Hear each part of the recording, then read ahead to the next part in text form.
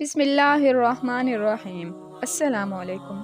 آج ہم بات کرتے ہیں انسان کے بارے میں جو اعلیٰ و برتر چیز کو چھوڑ کر بری اور کمتر شے کو اپنے لیے پسند کر لیتا ہے۔ سورہ توبہ آیت 111 میں ارشاد فرمایا گیا ہے، ان اللہ اشتری من المؤمنین انفسہم واموالہم بان لہم الجنہ۔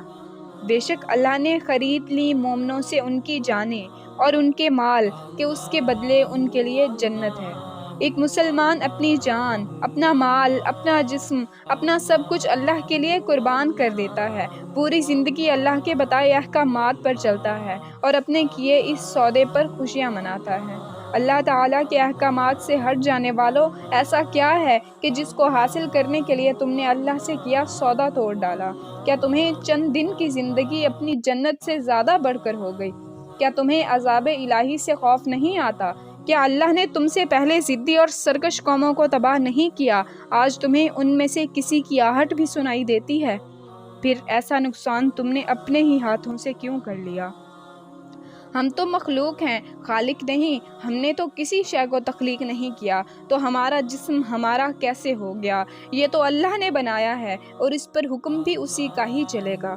سورۃ نور آیت 19 میں فرمایا گیا، بے شک جو لوگ پسند کرتے ہیں کہ مومنوں میں بے حیائی پھیلے، ان کے لیے دنیا و آخرت میں دردناک عذاب ہے۔ مسلمانوں کے درمیان بے حیائی پھیلا کر تم نہ تو دنیا میں کامیاب ہو اور نہ ہی آخرت میں ہو سکو گے۔ مسلمان ہو کر اللہ کے احکامات میں رد و بدل کا حق تو کسی مرد و عورت کے پاس نہیں۔ سورۃ احزاب میں اللہ نے صاف اور واضح فرما دیا، اور کسی مومن مرد اور نہ کسی مومن عورت کو یہ حق ہے کہ جب اللہ اور اس کے رسول صلی اللہ علیہ وآلہ وسلم فیصلہ فرما دیں تو وہ اس میں اپنا بھی کچھ اختیار سمجھیں، اور جو نافرمانی کرے گا اللہ اور اس کے رسول صلی اللہ علیہ وآلہ وسلم کی تو البتہ وہ صریح گمراہی میں جا پڑا۔ آج تم نے تو اللہ کے غضب کو آواز دی، پھر بھی اللہ نے تم پر رحم کیا اور تمہاری سانسیں بحال رکھی کہ شاید تم توبہ کر لو۔ اللہ نے تو ہمیں باعزت بنایا، باوقار بنایا، قیمتی بنایا، ہماری حفاظت کے لیے پردے کا حکم فرمایا۔ اللہ نے تو عورتوں پر ظلم نہیں کیا، بلکہ آج وہ خود اپنے اوپر ظلم کر رہی ہیں۔ اپنے جسم سے وہ پردہ اتار کر پھینک دینا چاہتی ہیں جو اللہ کی طرف سے ہم پر بہت بڑی نعمت ہے، ہماری پہچان ہے، تاکہ ہم ستائی نہ جائیں۔ ہم مسلمان عورتیں اگر با پردہ ہیں تو دنیا کی غلاظت و گندگی سے محفوظ ہیں۔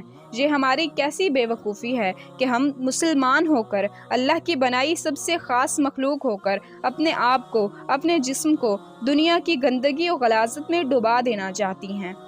مسلمان تو اپنی نسلوں کی اسلام کے عین مطابق تربیت کرتا ہے، پر اگر چند انسان فحاشی پر اتر آئیں تو نہ تو وہ اللہ کا کچھ بگاڑتے ہیں اور نہ اس کی کسی مخلوق کا، بلکہ وہ اپنے اعمال کا عذاب خود بھگتیں گے، اور ان سے متاثر ہوئے دوسرے لوگ، اور ان کی گمراہی میں ان کے نقش قدم پر چلنے والی ان کی اولاد قیامت کے دن ان کا بوجھ اور بڑھا دے گی، اور بے شک اللہ ان لوگوں کو ہدایت نہیں دیتا جو اس کے طلبگار ہی نہ ہوں۔